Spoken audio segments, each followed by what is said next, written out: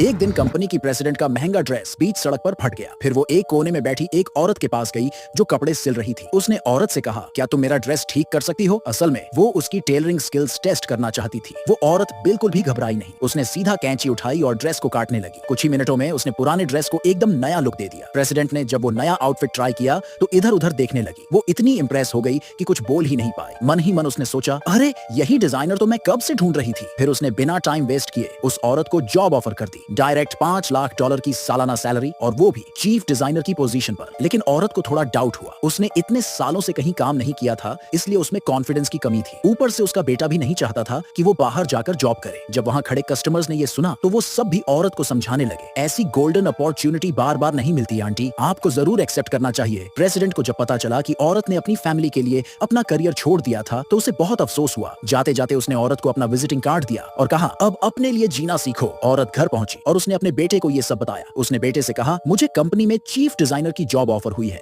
और वो भी $5 लाख की सालाना सैलरी पर। लेकिन उसका बेटा तो सीधा शक करने लगा। उसने माँ को पागल तक बोल दिया और कहा, इस उम्र में कौन सी कंपनी तुम्हें इतनी बड़ी जॉब देगी और इतनी हाई सैलरी? हद कर रही हो माँ। जब बेटे ने बात नहीं मानी तो औरत ने सीधा प्रेसिडेंट का कार्ड निकाल लिया। लेकिन फिर भी बेटा नहीं माना। उसने गुस्से में आकर अपनी माँ को एक कमरे में बंद कर दिया और अपनी बीवी से कहा, जब तक मैं ट्रिप से वापस ना आऊं इसे बस सूखा ब्रेड देना, भूखी रहे तो भी चलेगा लेकिन मरे नहीं। बेटे के जाने के बाद औरत ने अपनी बहू से बहुत रिक्वेस्ट की कि उसे बाहर निकाल दे, लेकिन बहू को अपने पति से डर लग रहा था। उसी वक्त औरत को एहसास हुआ कि उसने अपना पूरा जीवन बेकार कर दिया। उसने पति के कहने पर अपना करियर छोड़ दिया था और अब बेटा भी उसी माइंडसेट के साथ उसे कैद कर रहा था। तभी उसे प्रेसिडेंट की बातें याद आईं। अपने लिए जीना सीखो। उसने बहू से कहा, मैं नहीं चाहती कि तुम्हारी भी जिंदगी मेरी जैसी हो। बहू जो खुद भी डिजाइनिंग का सपना देखती थी, फाइनली वो मान गई और उसने दरवाजा खोल दिया। फिर दोनों सीधा कंपनी पहुंची। लेकिन जैसे ही उन्होंने प्रेसिडेंट का कार्ड दिखाया, वहां के सुपरवाइजर ने उन्हें बाहर निकाल दिया।